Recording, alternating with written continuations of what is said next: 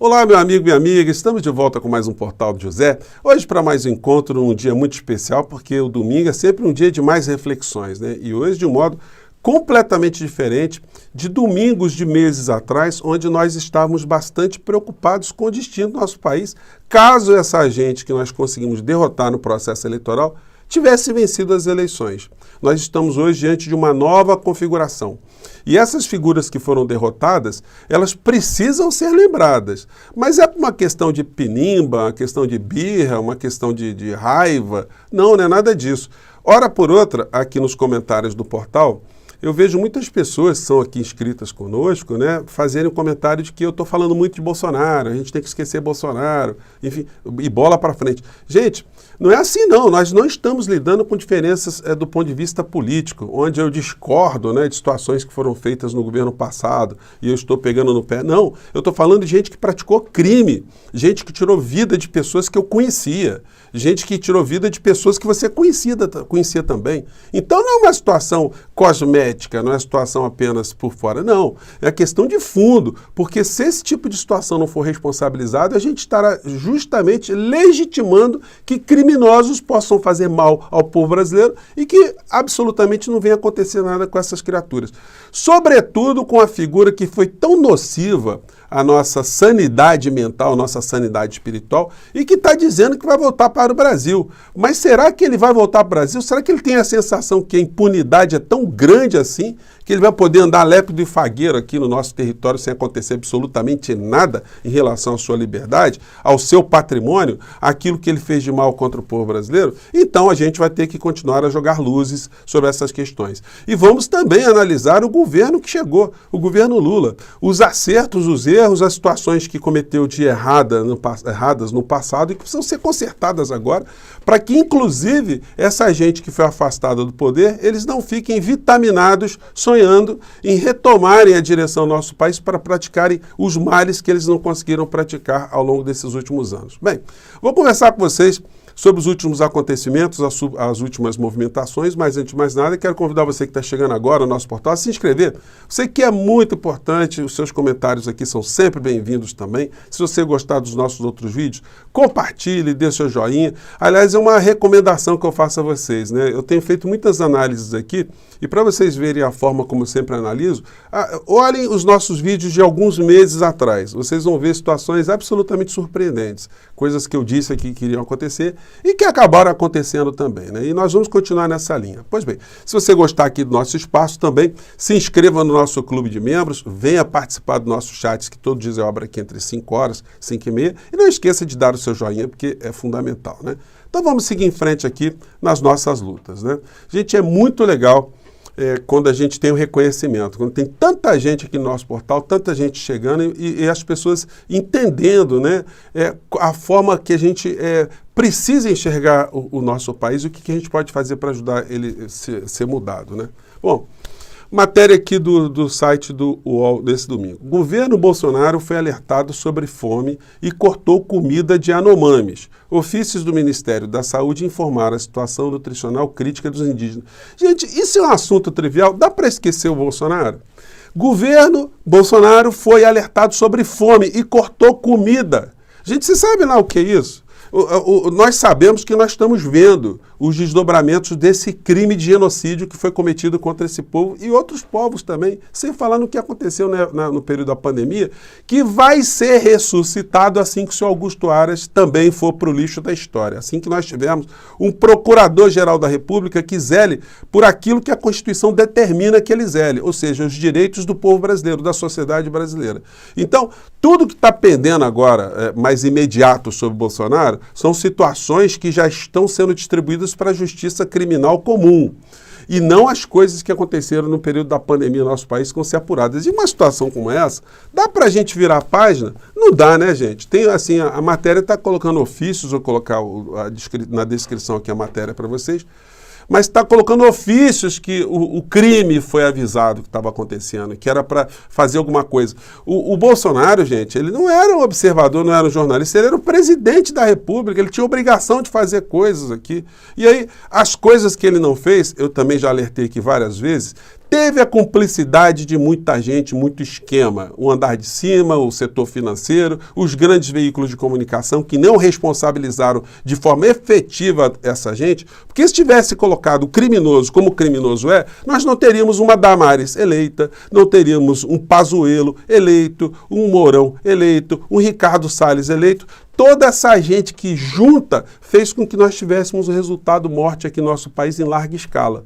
Isso só foi possível, como eu gosto de salientar a vocês aqui, porque foi minimizada a cobertura jornalística em relação a essas criaturas. O Bolsonaro, enquanto ele esteve no poder, ele fez o discurso, ele fez a ação prática que o mercado, esses extremistas da Faria Lima, esses criminosos que atuam nos bastidores, eles impusessem contra o povo brasileiro cada vez mais uma retirada do nosso sangue e do nosso suor. Isso que aconteceu. Então eles preservaram o Bolsonaro enfraqueceu o discurso, essa questão do discurso político, o debate político, trazendo para as pautas morais insanas, e nós podemos ver que nesse caso dos Yanomamis, ele podia ser totalmente destruído, já está na cadeia, porque em 2021 a Rede Globo de televisão fez um documentário sobre a crise Yanomami e simplesmente escondeu esse documentário. Passou no Fantástico, ganharam um prêmio em relação a esse documentário, essa matéria, mas não tocaram nesse assunto o ano eleitoral inteiro. E vocês acham que isso foi por acaso? Isso foi não esqueceram, eles esqueceram. Não, isso teve um propósito político. O debate político foi enfraquecido, eu coloquei aqui no nosso portal várias vezes, que isso depois ia chegar como conta para o presidente eleito, o presidente Lula. Eles iam acusar, como eles estão fazendo agora, do Lula não ter colocado a questão do Banco Central, não ter falado dessas questões econômicas, né, durante o processo eleitoral. Então eles não estariam legitimados para questionar isso, né. Uma pinóia, me desculpem aqui a expressão. É tudo uma estratégia para ludibriar o povo brasileiro e não fazer que nós enxerguemos as situações práticas da economia aqui no nosso país. Bom, e aí a gente muda aqui de ponto, né? Não dá para esquecer a figura, né? Hoje mais cedo eu comentei, em igreja na Flórida, Bolsonaro anuncia volta ao Brasil e diz que missão não acabou. Então ele que venha. Venha, ex-presidente, estamos aqui de braços abertos. O senhor vem, aliás, tem gente também no judiciário esperando o senhor voltar aqui rapidamente. E aí eu quero ver se o senhor vai repetir os discursos que o senhor está fazendo lá fora. O senhor vai fazer aqui e o que vai acontecer? Porque essa alma atormentada passou mais de 30 anos com algum tipo de imunidade, mas a imunidade acabou. O senhor consegue andar pelas ruas sem colete à prova de balas? O senhor consegue andar nas ruas sem um séquito de seguranças? O senhor consegue frequentar os mesmos lugares que o senhor frequentava anteriormente, assim, de uma forma tão aberta, né, tão corajosa? O senhor acha que o senhor tem condições perante a justiça de escapar de todos os crimes que o Brasil viu e que agora estão lentamente vindo à tona? Então são essas as questões, né? Bom, aí falando da cobertura jornalística sobre algumas situações, vamos pegar essa aqui, a coluna do Vinícius Torres Freire, que vai nessa direção que eu estou comentando aqui com vocês, né? De não esquecer os crimes das figuras do passado. Gente, seria muito fácil, né? Quando acabou a Segunda Guerra Mundial, você não lembrasse mais do bigodinho alemão que fez o que fez. Não, já morreu, já não vamos esquecer, bola para frente. Não. As coisas precisam ser esmiuçadas, precisam ser mostradas para a sociedade para que nunca mais elas voltem a se repetir, né? Então a matéria diz: Lula e a maldição bolsonarista. Governo tem que denunciar crime em vacinas, educação, estatais, estradas e mais. Perfeitamente, é o que eu tenho dito aqui para vocês o tempo todo. O jornal Folha de São Paulo, eles têm uma coluna chamada Ombudsman. Ombudsman é uma espécie de jornalística que faz autocrítica do próprio jornal, analisa o que o jornal está dizendo. E ele levanta aqui uma questão muito interessante, isso que eu tenho falado aqui com vocês, né? A cobertura jornalística sobre a economia, Lula versus Banco Central, foi destruindo, atacando Lula o tempo todo, né? Como se fosse apenas um discurso político sem nenhum tipo de consequência. Ele diz aqui: o cercadinho do mercado, jornais abdicam do contraditório e de tentar apurar as motivações de Lula. Então, olha só, estão atacando muito o Lula, mas não estão atacando qual é a motivação, por que ele está levantando a questão do Banco Central. Aí ele diz o seguinte: uma colega da redação, então, pergunta: quem comporia o cercadinho do petista? Já que o assunto está sendo colocado só do ponto de vista da panfletagem política, né? Os desvalidos de camisa vermelha estariam preocupados com as curvas de juros, enquanto Bolsonaro defendia a criminalização do aborto, o direito do andar armado e sair atirando, de expressar o ódio sem consequências e que índio quer celular. Enfim, o mundo palpável do cidadão de bem, entre aspas, né? Lula achou por bem elevar a conversa e discorrer sobre os fundamentos da política fiscal com seus seguidores. 2 caminhos para a discussão. O primeiro da mídia. Escreveu-se bastante sobre o falatório do presidente, mas pouco se apurou sobre as suas razões. A boa prática jornalística pediria também algum investimento no contraditório, e quase não houve. Não houve mesmo, por conta do ativismo político, o ativismo econômico que os grandes veículos de comunicação fazem. Aqui no jornal Estado de São Paulo, a gente tem essa matéria aqui. Lula 3, o Banco Central e o velho palanque. Como se fosse apenas um discurso de palanque, não uma questão objetiva que o Lula tem que enfrentar. Gente, se o presidente Lula não enfrentar essa questão estratégica, ele vai fazer um governo cosmético. E se ele fizer um governo cosmético, ele vai estar fortalecendo, esse governo vai estar possibilitando que essa gente que foi para o lixo da história, eles voltem com muito mais força e voltem para destruir aquilo que está sendo reconstruído com muita dificuldade. Então, o governo não tem que ser apenas um governo eficaz. O governo, como eu disse em outras oportunidades, tem que ser um governo transformador. E ele só vai fazer isso se ele tiver, de fato, condições de mexer em algumas situações estruturais. Aqui na Folha de São Paulo tem uma coluna hoje do Bruno Bogossian, que tem esse título aqui, ó. Deixa eu citar para vocês verem. Diz ele aqui, Lula 3 não será Lula 1. Aí o texto diz, Lula 1 não voltará ao Palácio do Planalto. Quem avisa é o Lula 3. Em entrevista no início de fevereiro, o jornalista Kennedy Alencar destacou que o presidente tem hoje um discurso mais incisivo sobre temas econômicos do que em seu primeiro mandato. Em resposta, o petista reforçou que não vai repetir a plataforma que ele adotou há 20 anos para se mostrar amigável aos investidores. Então, o Lula tem essa consciência, né, que colocou, por exemplo, o Henrique Meirelles ali, para, uma vez chegando ao poder, na forma como ele chegou, não criasse uma situação de turbulência no nosso país, de insurreição total a uma pessoa que veio da origem que ele veio, com as ideias que ele estava pregando. Entre o mercado e as pessoas que estão com fome, não me perguntem, porque obviamente vou fazer a opção por tirar o pessoal da fome, afirmou.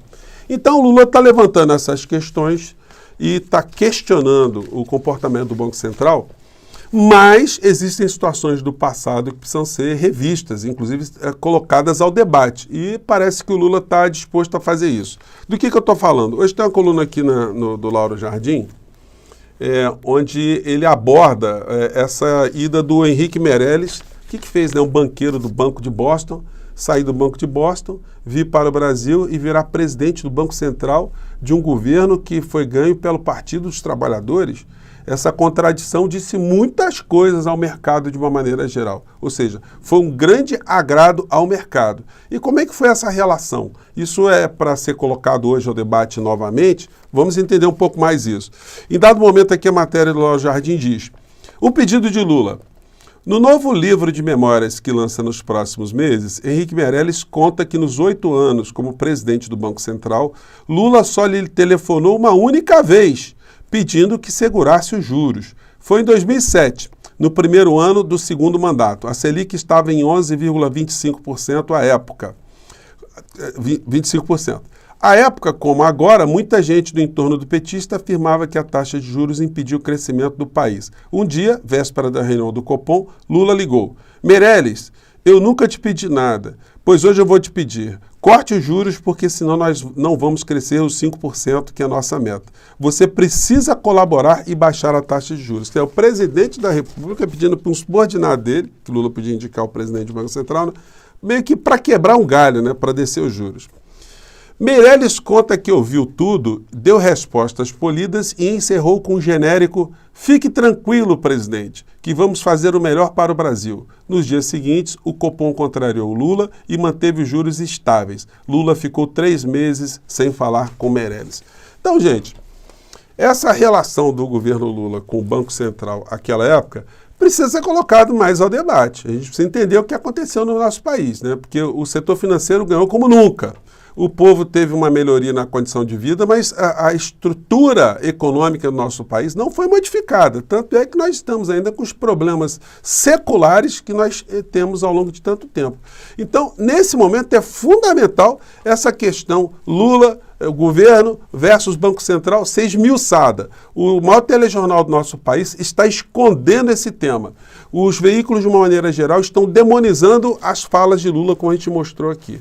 Mas esse tema não pode ser esquecido, porque ele é vital para que haja um governo, como eu disse para vocês, eficiente, para que, de fato, jogue as últimas pá de cal em cima dessa gente insana que matou os nossos irmãos, matou as pessoas que a gente conhecia e provocou tantos danos à nossa sanidade física e à nossa sanidade mental, sem falar na espiritual também, né?